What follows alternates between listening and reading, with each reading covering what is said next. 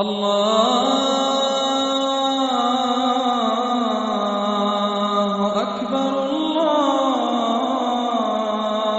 أكبر الله أكبر الله أكبر. الحمد لله وكفى والصلاة والسلام على سيد الرسل وخاتم الأنبياء. أما بعد فأعوذ بالله من الشيطان الرجيم. بسم الله الرحمن الرحيم. فلا أقسم بمواقع النجوم وإنه لقسم لو تعلمون عظيم. إنه لقرآن كريم في كتاب مكنون لا يمسه إلا المطهرون. تنزيل من رب العالمين. أفبهذا الحديث أنتم مدهنون. صدق الله مولانا العظيم. قابل صد احترام سامعین و ناظرین، السلام علیکم ورحمۃ اللہ وبرکاتہ۔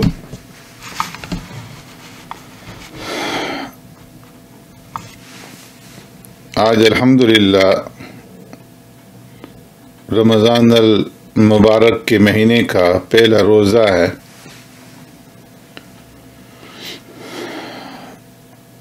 رمضان المبارک میں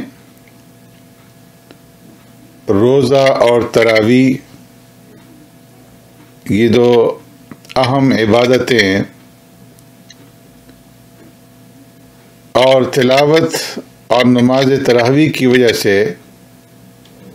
قرآن کریم سے مناسبت عام مہینوں کی بنسبت رمضان المبارک کے مہینے میں زیادہ ہوتی ہے۔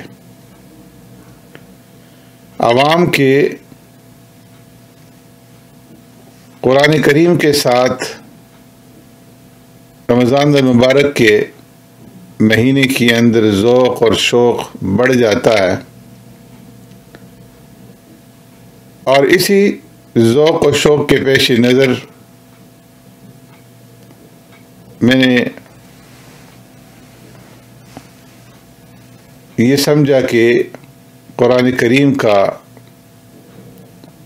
مکمل خلاصہ جو تراویح کے اندر قرآن کریم کی تلاوت کی جاتی ہے وہ آپ کے سامنے پیش کیا جائے، تاکہ کم وقت میں قرآن کریم کے اہم مضامین ہمارے سامنے آ جائیں۔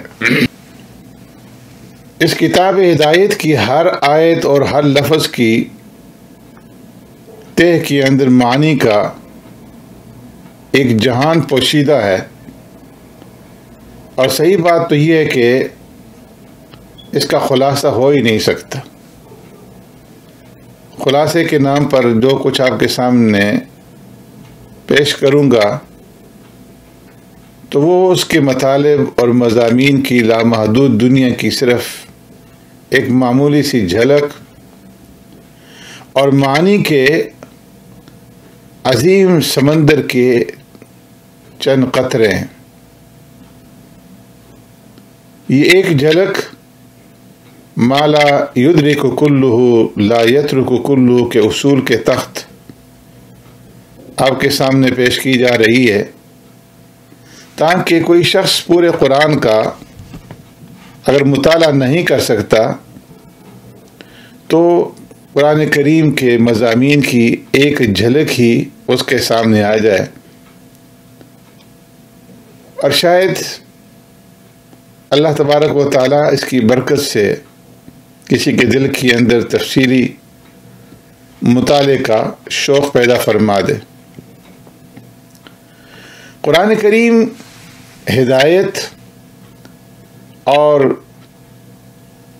دستور انسانیت کی کتاب ہے، اور یہ ایک انقلاب آفرین کتاب ہے۔ آج سے 1444 سال پہلے اس کتاب نے انسانی زندگیوں میں ایسا انقلاب برپا کیا کہ صحرائے عرب کے خانہ بدوشوں اور چرواؤں کو دنیا کا امام بنا کر کے کھڑا کیا۔ جو لوگ اس قرآن کریم کے دامن میں آنے کے لیے تیار نہیں ہوئے تو ایسے لوگوں کے لیے جہالت ان کے نام کا لازمہ بن کر کے، ان کی شناخت بن کر کے رہ گئی۔ معزز سامعین، ابو جہل کسی مخصوص فرد کا نام نہیں ہے، اور زمانہ جاہلیت بھی کسی خاص زمانے کا نام نہیں ہے، بلکہ قیامت تک ہر وہ شخص ابو جہل ہے جو قرآن کریم کے مطابق اپنی زندگی ڈھالنے کے اوپر آمادہ نہ ہو، اور ہر وہ زمانہ جاہلیت کہلائے گا جو قرآنی نظام کو اختیار کرنے کے لیے تیار نہ ہو۔ قرآن کریم زندہ جاوید کتاب ہے جو کسی بھی دور کے اندر پرانی نہیں ہوتی، اور بار بار دہرانے سے انسانی طبیعت اس سے اکتاتی نہیں ہے، بلکہ اس کے معنی، اس کے مطالب ہر دور کے اندر تر و تازہ رہتے ہیں۔ قرآن کریم کی وسعتوں کا کوئی ٹھکانہ نہیں، اور اس کی حکمتوں کے سمندر کا کوئی کنارہ نہیں ہے۔ یہ عربی زبان کا اعزاز ہے کہ جس نے کلام اللہ کو اس کی وسعتوں کے باوصف اپنے دامن میں سمیٹ کر نوع انسانی تک پہنچانے کا شرف حاصل کیا ہے۔ اسے سمجھنے اور اس سے استفادہ حاصل کرنے کے لیے عربی زبان کی گہرائی کا ادراک ضروری ہے، اور قرآن فہمی کا صحیح لطف اس وقت تک حاصل نہیں ہو سکتا جب تک کہ عربی زبان کے اوپر مہارت حاصل نہ ہو۔ قرآن کریم کے ترجمہ اور تفسیر دیکھنے سے قرآن کریم کے ساتھ ایک قسم کی مناسبت تو ضرور پیدا ہو جاتی ہے، اور قرآنی علوم اور معارف کے اصول کا ولولہ اور شوق انگڑائیاں لینے لگتا ہے۔ اس لیے میں نے یہ مناسب سمجھا کہ نزول قرآن کے اس مہینے کے اندر اور رمضان المبارک کی بابرکت ساعات کے اندر ہم کس طریقے سے قرآن کریم کے ساتھ اپنے تعلق کو بڑھا سکتے ہیں اور اس پر عمل کرنے کے لیے اپنے جذبے کو تازہ کر سکتے ہیں، تو اس لیے انتہائی مختصر انداز میں قرآن کریم کے مضامین آپ تک پہنچانے کی سعادت حاصل کر رہا ہوں۔ قرآن کریم کی تقسیم دو طرح کی گئی ہے۔ ایک ہے قرآن کریم کی تقسیم سورتوں کے اعتبار سے، اور دوسری تقسیم ہے سپاروں کے اعتبار سے۔ سورتوں کے اعتبار سے تقسیم میں معانی اور مفاہیم کی رعایت رکھی جاتی ہے، اور یہ تقسیم پیارے پیغمبر صلی اللہ علیہ وسلم نے بیان فرمائی ہے۔ اس تقسیم کے اعتبار سے قرآن کریم کی 114 صورتیں ہیں، اور سپاروں کے اعتبار سے تقسیم میں تلاوت کرنے اور حفظ کرنے کی رعایت رکھ کر کے قرآن کریم کو 30 مساوی اور برابر حصوں میں تقسیم کیا گیا ہے، اور ہر حصے کو عربی کے اندر جز کہتے ہیں، جبکہ اردو کے اندر اسے سپارہ کہا جاتا ہے۔ اور یہ سپارہ فارسی زبان کا لفظ ہے جو دو لفظوں سے مرکب ہے، ایک سی اور دوسرا پارہ۔ سی کا معنی 30 ہے، اور پارہ کا معنی ٹکڑا ہے یا حصہ ہے۔ اس لیے سپارہ کا معنی ہوئے کہ 30واں حصہ. تو اس لحاظ سے ہر حصہ چونکہ 30واں حصہ بنتا ہے، اس لیے اس کو اردو کے اندر اور فارسی کے اندر سپارہ کہا جاتا ہے. بنیادی طور پر یہ تقسیم قرآن کریم کو حفظ کرنے اور قرآن کریم کی تلاوت کے اندر آسانی پیدا کرنے کے لیے سہولت کے پیش نظر تجوید و قرات کے ماہرین نے کی ہے. اور چونکہ رمضان المبارک کے مہینے میں تراویح کے اندر قرآن کریم سپاروں کی رعایت کے ساتھ پڑھا جاتا ہے، تو اس لیے میں بھی جو تفسیر آپ کے سامنے جس کا خلاصہ عرض کروں گا، تو یہ بھی سپاروں کے اعتبار سے آپ کے سامنے یہ خلاصہ پیش کیا جائے گا. اور نہ پیارے پیغمبر صلی اللہ علیہ وسلم نے قرآن کریم کی جو تقسیم خود فرمائی تھی وہ صورتوں کے اعتبار سے تھی. جب آپ صلی اللہ علیہ وسلم کے اوپر قرآن کریم کی کوئی آیت کریمہ نازل ہوتی تھی تو آپ صلی اللہ علیہ وسلم حکم دیتے تھے کہ اسے فلاں صورت میں رکھ دیا جائے. ظاہر ہے کسی متعین صورت میں رکھنے کا جو حکم دیا جاتا تھا تو یہ اس صورت کے مضامین کے ساتھ مناسبت کی وجہ سے تھا.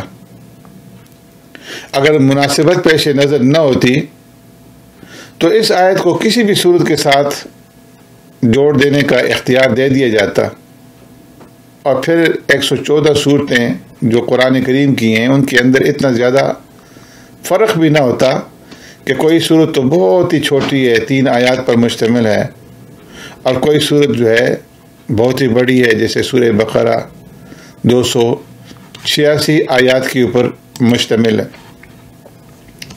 علماء تفسیر فرماتے ہیں کہ قرآن کریم میں کچھ اوامر ہیں اور کچھ نواہی ہیں،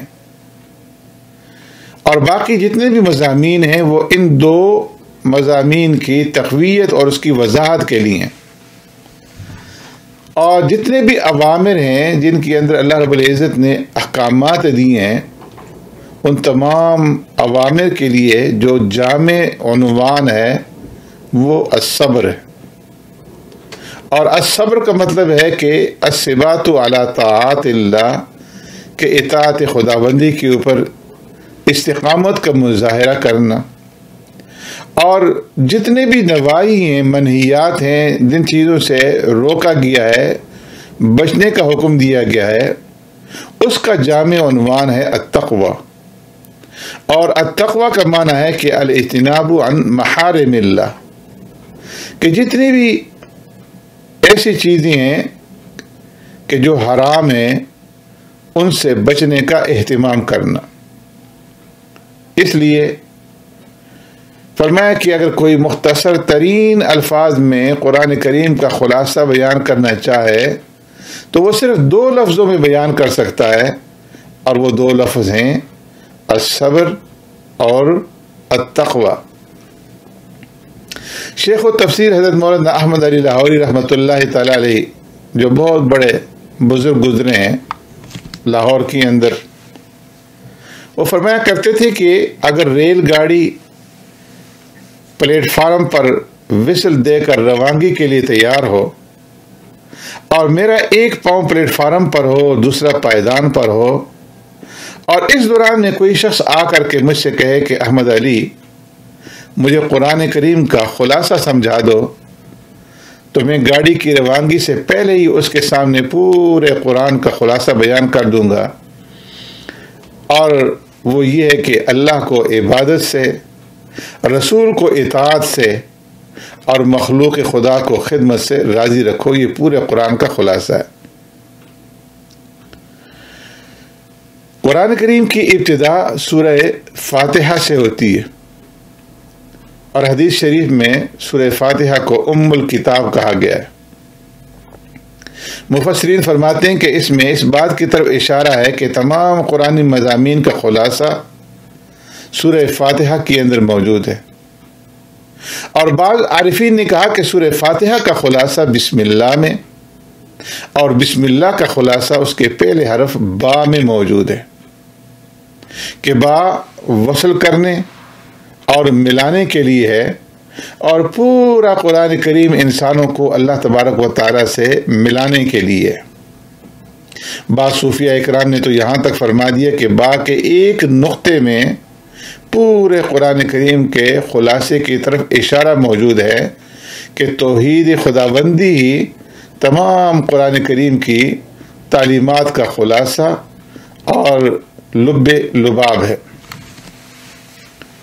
قرآن کریم کی ہر سورت کی ابتدا بسم اللہ الرحمن الرحیم سے کی گئی ہے، اور حدیث شریف میں ہے کہ کل امر ذی بال لم یبدا بسم اللہ فہو ابتر و اقطع و اجزم، کہ ہر اچھے کام کو بسم اللہ سے شروع کیا جائے، اور جو کام بغیر اللہ کا نام لیے بغیر بسم اللہ پڑھے شروع کیا جاتا ہے تو وہ بے برکتہ ہوتا ہے۔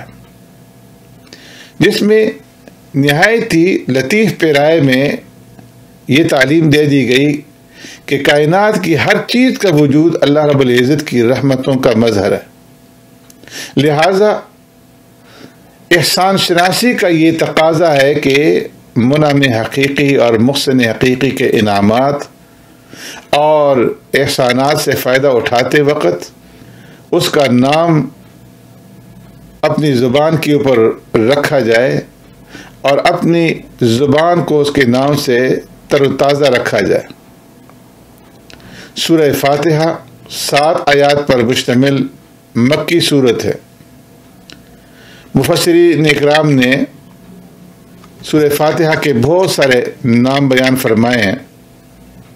علامہ آلوسی رحمۃ اللہ تعالی علیہ نے تفسیر روح المعانی میں سورہ فاتحہ کے 22 نام شمار فرمائے ہیں، اور عربی کا ایک مقولہ ہے کہ کثرت الاسماء تدل علی عظمت المسمى، کسی چیز کے زیادہ نام اس کی عظمت کے اوپر دلالت کرتے ہیں، تو اس لیے سورہ فاتحہ کے بہت سارے نام بھی اس مبارک سورت کی عظمتوں کی طرف اشارہ کرتے ہیں۔ سورہ فاتحہ کی اہمیت کے پیش نظر اس کے چند نام عرض کرتا ہوں۔ اس کا مشہور نام سورۃ الفاتحہ ہے، اور فاتحون کہتے ہیں کھولنے کو، چونکہ اس کے ذریعے سے قرآن کریم کو کھولا جا رہا ہے، اس لیے اس کو سورہ فاتحہ کہتے ہیں۔ اور پھر مصحف عثمانی کی ابتدا سورہ فاتحہ سے ہوئی ہے۔ اسی طرح جب ہم نماز پڑھتے ہیں تو نماز کی ابتدا بھی ہم سورہ فاتحہ سے کرتے ہیں۔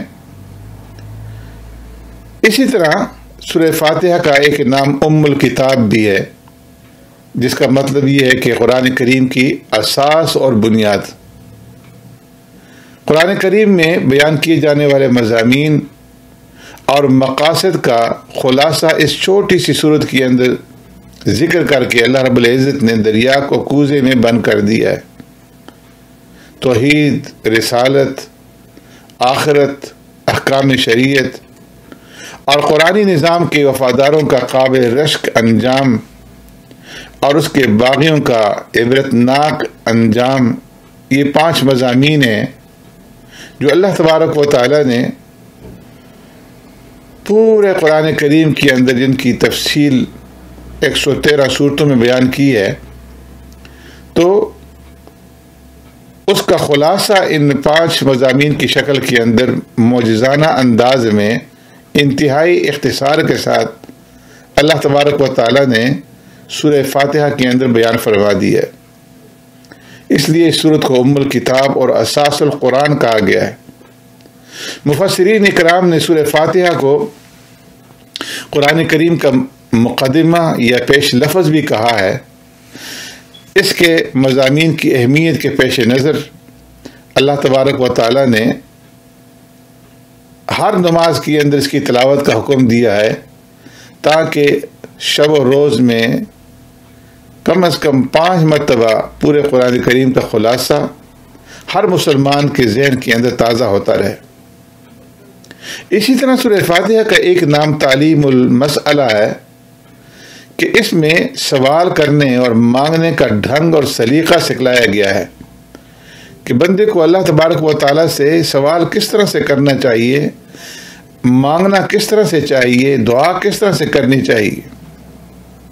اسی طرح اس سورت کا نام سورہ شفا بھی ہے کہ روحانی اور جسمانی جتنے امراض ہیں اس کے لیے یہ سورت باعث شفا ہے۔ فاتحہ 7 مرتبہ پڑھ کر کے دم کرنے سے موت کے علاوہ ہر جسمانی مرض سے صحت حاصل ہو جاتی ہے، اور سورہ فاتحہ کے مضامین پر عمل کرنے سے روحانی جتنی بھی بیماریاں ہیں ان سے شفا یابی حاصل ہوتی ہے۔ سورہ فاتحہ کی پہلی آیت میں اللہ تبارک و تعالیٰ کے تمام کمالات اور خوبیوں کے اعتراف کے لیے الحمدللہ رب العالمین حمد کا عنوان اختیار کیا گیا ہے، اور اس کے بعد پھر رب العالمین تمام کائنات کی ربوبیت کو تسلیم کرنے کے لیے رب العالمین کی صفت کا بیان کیا گیا ہے، کیونکہ رب وہ ہوتا ہے کہ جو کسی چیز کو عدم سے وجود میں لائے اور پھر زندگی کے ہر مرحلے میں اس کی تمام ضروریات پوری کرنے اور اس کی تربیت کے تمام وسائل مہیا کرنے کی صلاحیت رکھتا ہو۔ کائنات کا وجود اور عدم اس کی صنعت رحمت کا مرہون منت ہے۔ قیامت کے دن انسانی اعمال کی جزا اور سزا کا حتمی فیصلہ کرنے والا مالک اور مختار وہی ہے۔ ہر قسم کی وفاداریوں کا مرکز اور مالی و جسمانی عبادات کا مستحق وہی ہے، اور ہر مشکل میں اسی سے مدد طلب کی جانی چاہیے۔ ایاک نعبد و ایاک نستعین۔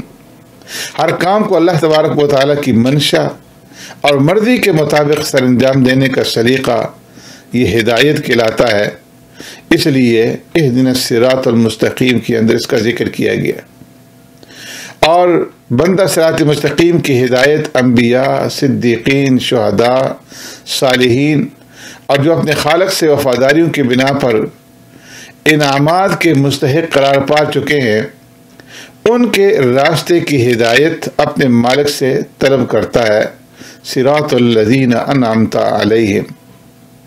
اور قرآنی نظام کے باغی یہود و نصارہ اور ان کے اتحادیوں کے راستے سے بچنے کی درخواست سورہ فاتحہ کے اندر پیش کرتا ہے، غیر المغضوب علیہم ولا الضالین کی شکل میں، اور آخر میں آمین کہہ کر کے اس عاجزانہ درخواست کی قبولیت کے لیے اللہ رب العزت کی بارگاہ کے اندر اپنی معروض پیش کرتا ہے۔ ایک حدیث میں آتا ہے کہ بندہ جب سورہ فاتحہ ختم کرتا ہے تو اللہ رب العزت فرماتے ہیں کہ میرے بندے نے مجھ سے جو مانگا میں نے اسے عطا کر دیا۔ دوسری حدیث میں ہے کہ امام جب نماز میں سورہ فاتحہ کی تلاوت ختم کرتا ہے تو اس کے اختتام کے اوپر فرشتے آمین کہتے ہیں۔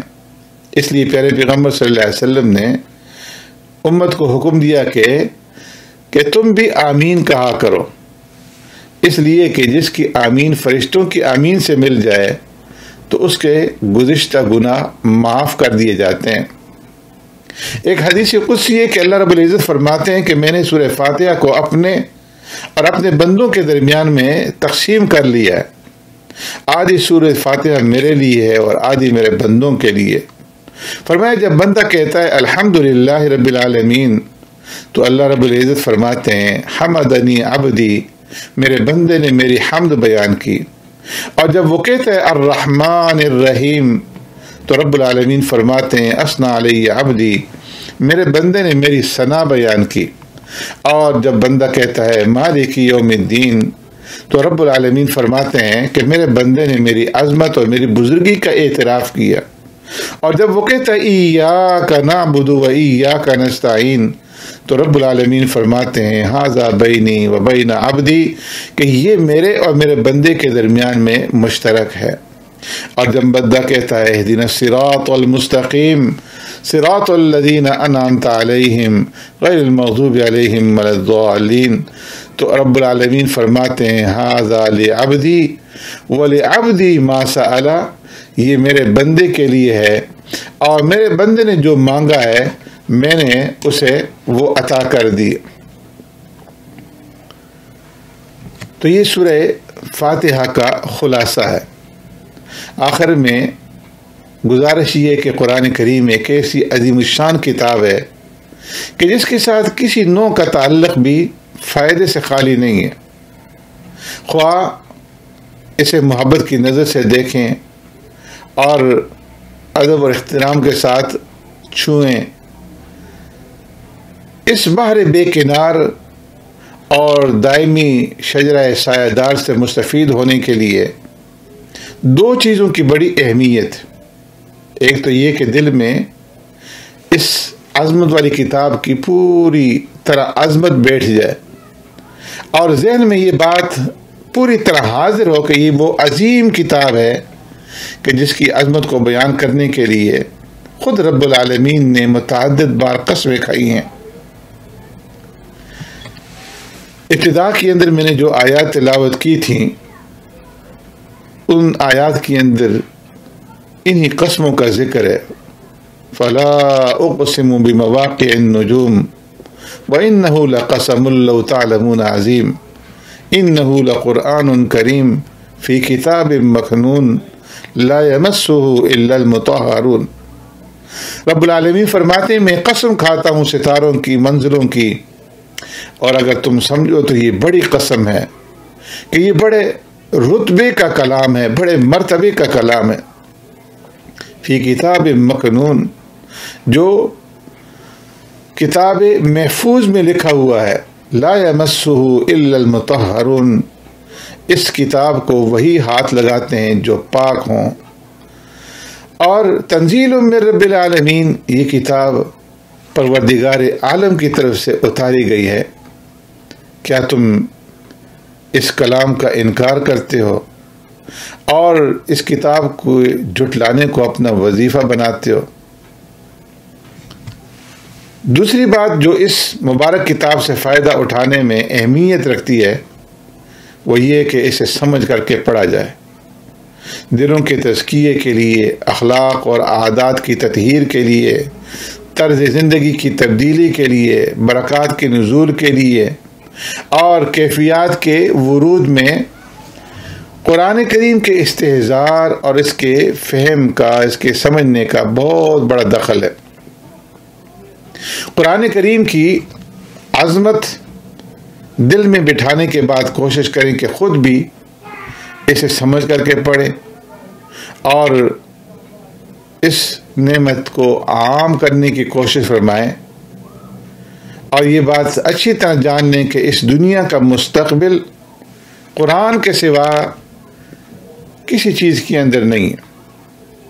जितनी भी ज़हनी परेशानियां हैं, कल्बी बीमारियां हैं, सियासी इख्तिलाफ़ात हैं, बाहमी तनाज़ात और झगड़े हैं, माशरती फितना और फसाद है, माशी मजबूरियां हैं, ये जितनी भी चीज़ें हैं जिनके अंदर इंसान उलझे हुए हैं, फरमाया कि एक न एक दिन इंसानों को इस बात का यकीन आ करके रहेगा कि उसके तमाम मसाइल का हल सिर्फ कुरान में है। तो इसलिए कुरान करीम के साथ अपना ताल्लुक़ जोड़े और इस रमज़ान मुबारक के महीने के अंदर जहाँ कुरान करीम की तिलावत का एहतिमाम फरमाएं, थोड़ा सा वक़्त निकाल करके इसको समझने की भी कोशिश फरमाएं। अल्लाह रब्बुल इज़्ज़त हमें अमल पैरा होने की तौफ़ीक़ नसीब फरमाए। सुब्हानक अल्लाहुम्मा व बिहम्दिक नशहदु अल्ला इलाहा इल्ला अंता नस्तग़फिरुका व नतूबु इलैक। इंशाअल्लाह बाकी पूरे कुरान का सुपारा वाइज जो है मैं खुलासा इख्तिसार के साथ आइंदा आने वाली वीडियो में आपके सामने पेश करता रहूँगा। जज़ाकुमुल्लाहु अहसनुल जज़ा। अस्सलामु अलैकुम व रहमतुल्लाहि व बरकातुहू।